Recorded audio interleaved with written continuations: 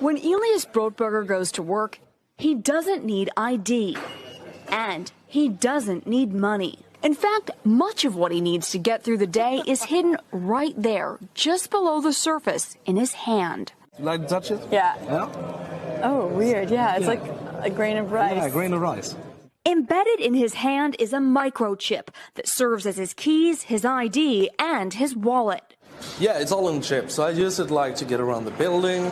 Buy snacks. Yeah, exactly. Let's buy some snacks. Exactly. So I can't open it. No. Okay. So what I need to do is I need to first blip my chip, and it will log me in, and from there I get access to the fridge. Popular TV shows like Black Mirror have imagined chips as part of a dystopian future. Install ingrain procedure with local anesthetic and you're good to go.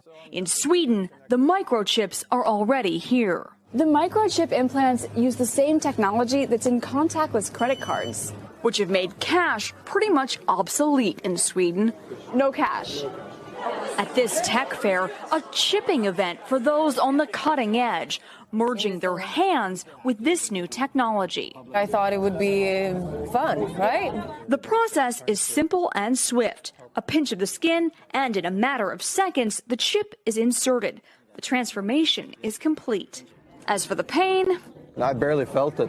But even in this nation of early adopters, not everyone is racing to get chipped. Feel less human.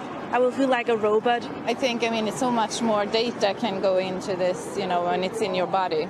There's no central registry tracking how many people are chipped, but biohacker Hannes Wellblood estimates between 5 and 10,000. In the future, do you think everyone is going to be chipped?